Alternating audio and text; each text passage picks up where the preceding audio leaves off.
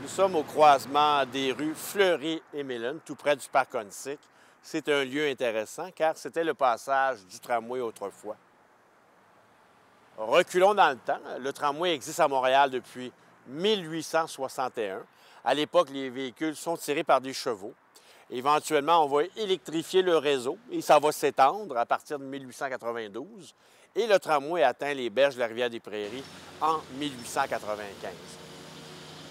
Ce qui est intéressant, c'est le nom de la compagnie. Elle se nommait la Montreal Park and Island, des parcs et des îles. Dans le nom de la compagnie, on trouve sa raison d'être, car fin 19e siècle et début 20e siècle, les quartiers ouvriers qui longent et bordent le fleuve Saint-Laurent, c'est des quartiers ouvriers très insalubres.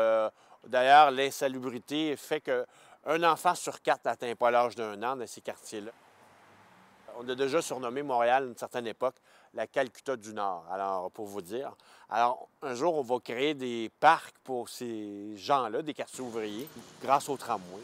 On va inviter la population à aller sur les berges de la rivière des Prairies pour la villégiature. Donc, on va démocratiser les espaces verts grâce au tramway. Le tramway, il partait où vous avez le Palais des Congrès, où il y avait le terminus Craig, qui roulait sur la rue Saint-Antoine, qu'on appelait la rue Craig autrefois, et ensuite empruntait la rue Saint-Denis, montait vers le nord, atteignait la rue Crémazie, et sur Crémazie, le tramway bifurquait vers l'est pour s'en aller sur la rue Millen et descendre vers le nord. Donc, la rue Millen, le tramway y passait et passait à travers l'actuel parc Onsic. Donc, la rue Millen, à une certaine époque, passait à travers le parc. Donc, le parc, c'était en 2 sections. Et le tramway atteignait ce qu'on connaît comme étant Henri Bourassa, où il y avait la gare, le terminus Onsic, et le tramway tournait par la suite vers l'est et terminait sa course aux portes de Montréal-Nord, sur la rue Gigi-Gagné. À partir de 1908, il va y avoir un tramway qui va partir de Montréal-Nord, à partir de Gigi-Gagné, qui va aller couvrir Montréal-Nord.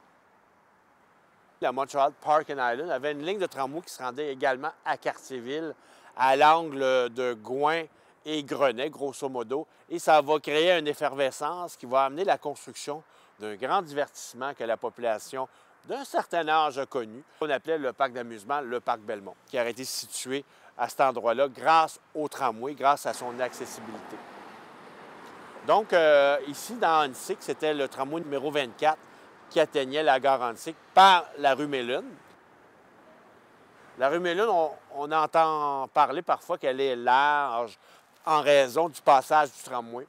C'est vrai que le tramway y passait, mais la largeur de la rue vient aussi d'un mode d'aménagement urbain qu'on appelait City Beautiful, la ville Cité-Jardin, où on faisait des rues très larges avec des gros terre-pleins, avec des arbres et tout ça.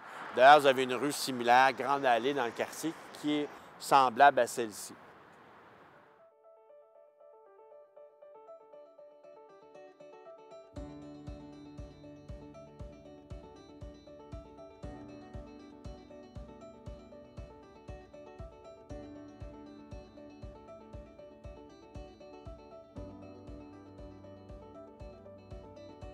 Le tramway va disparaître en 1959 à l'étendue de Montréal et ça va être la fin du tramway ici.